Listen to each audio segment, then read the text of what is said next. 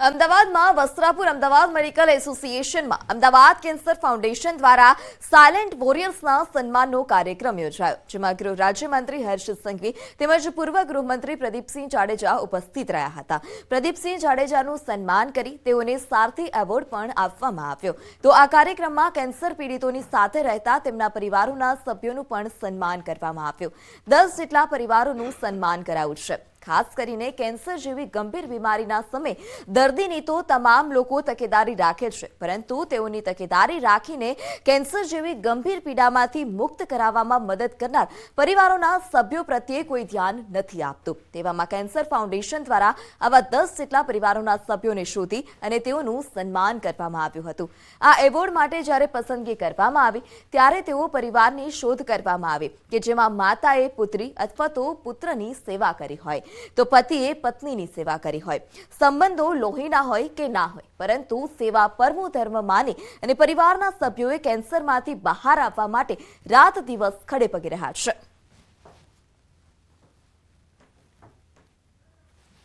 અમે લોકો એવું નક્કી કર્યું કે એક સ્ટોરી આપણે ભાઈની રાખીએ, એક બહેનની રાખીએ, એક ફાધરની રાખીએ, એક ડોટરની રાખીએ, એક વાઈફની રાખીએ, એક હસબન્ડની રાખીએ, અને એ રીતે અમે સિલેક્ટ કરી। અને હાઇટ એ હતી કે આ સ્ટોરીઝ જ્યારે એ લોકોના સ્ટુડિયોમાં અમે રેકોર્ડ કરતા હતા ત્યારે એ લોકો કહેતા હતા ત્યારે આ સ્ટુડિયોની અંદર ઊભેલા બધાની આંખમાં પાણી આવતું હતું। કેન્સરના આંકડાઓની વાત કરીએ તો કેન્સરના આંકડાઓ કૂદકે ને ભૂસકે વધી જ રહ્યા છે। કેન્સરનો ઇન્સિડન્સ ખૂબ વધારે છે અને ઓવરઓલ આખા વર્લ્ડમાં વાત કરીએ તો ભારત એ ત્રીજા નંબરે છે અમેરિકા અને ચાઇના પછી કેન્સરના ઇન્સિડન્સમાં।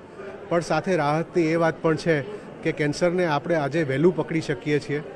એની સાથે સાથે કેન્સરની સારવાર પણ હવે સચોટ થઈ છે, એટલે કેન્સરના પેશન્ટ સાજા થઈ અને લાંબુ પણ જીવવા માંડ્યા છે। કદાચ તમને સૌ લોકોને બી અંદાજો આવ્યો જ હશે। તમામ લોકોએ પોતાની વાતમાં પહેલી વાત એ કરી કે ડોક્ટર પાસે જતા હતા કે ઓપરેશન કરાવવા જતા હતા તો હું પહેલા મંદિર ગયો, દર્શન કર્યું। જેને જે કોઈ પર આસ્થા હોય ત્યાં જઈને માથું ટેકીને એમને જેટલો ભગવાન પર વિશ્વાસ હતો એટલો જ વિશ્વાસ એમને ડોક્ટર પર બી જતાવ્યો। ગુજરાતના પૂર્વ સાંસદ અને ભાજપના દિગ્ગજ નેતા અડવાણીને ભારત રત્નથી સન્માનિત કરવાની જાહેરાત કરાઈ છે। આ અંગે ઋષિકેશ પટેલે તેઓને અભિનંદન પાઠવ્યા। આદરણીય શ્રી એલ.કે. અડવાણીજીને દેશના સર્વોચ્ચ નાગરિક સન્માન ભારત રત્નની જાહેરાત અત્યંત પ્રશંસનીય છે। આદરણીય શ્રી અડવાણીજીને હાર્દિક શુભેચ્છાઓ અને અભિનંદન। પાયાના સ્તરે કામ કરીને દેશના લોકોના કલ્યાણ, વિકાસ અને ભારતના સાંસ્કૃતિક પુનરોત્થાનમાં એમનું યોગદાન અવિસ્મરણીય રહ્યું છે।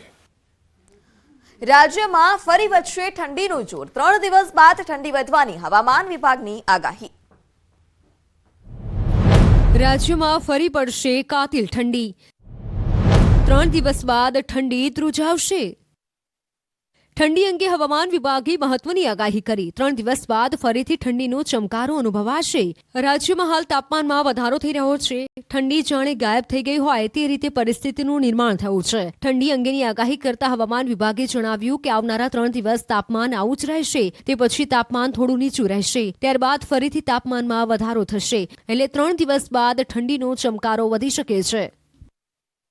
अभी एक वेस्टर्न डिस्टर्बेंस आ रहा है। ये इसकी जो आज की डेट में पोजीशन है वो 60 degree east to 32 degree north latitude पे है। इसका मूवमेंट जैसे गुजरात रीजन को पास कर जाएगा, उसके बाद थोड़ी सी ठंड कम होगी और उसके बाद टेम्परेचर बढ़ेगा। ફેબ્રુઆરી મહિનામાં માવઠું ત્રાટકશે અને કાતિલ ઠંડી પડશે, અંબાલાલ પટેલે કરી આગાહી। હવામાન નિષ્ણાંત અંબાલાલ પટેલની મોટી આગાહી। ફેબ્રુઆરીમાં પડશે ડબલ ઋતુનો માર, 5 ફેબ્રુઆરી સુધીમાં પડી શકે છે માવઠું। હવામાન નિષ્ણાંત અંબાલાલ પટેલે કહ્યું 5 ફેબ્રુઆરી સુધીમાં મજબૂત વેસ્ટર્ન ડિસ્ટર્બન્સ આવશે. દેશના ઉત્તરીય પર્વતીય વિસ્તારોમાં ભારે હિમવર્ષા થશે. અમુક વિસ્તારોમાં ગાજવીજ સાથે વરસાદની શક્યતા છે. ગુજરાતના ભાગોમાં વાદળછાયું વાતાવરણ રહેશે અને અમુક વિસ્તારોમાં છાંટા પડવાની શક્યતા છે. ઉત્તર પૂર્વ ગુજરાતમાં વાદળછાયું વાતાવરણ રહેશે અને આ ઉપરાંત કચ્છ અને સૌરાષ્ટ્રના અમુક વિસ્તારોમાં વરસાદી માવઠાની શક્યતા છે. એક મજબૂત પશ્ચિમી વિક્ષોભ આવી રહ્યો છે, જેના કારણે દેશના ઉત્તરીય પર્વતીય પ્રદેશોમાં ભારે વરસાદ થવાની શક્યતા રહેશે.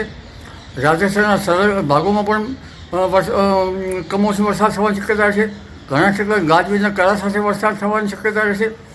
રાજસ્થાનના સંલગ્ન ભાગોમાં ગુજરાતમાં કંઈક છાંટાછૂટી થઈ જવાની શક્યતા રહેશે.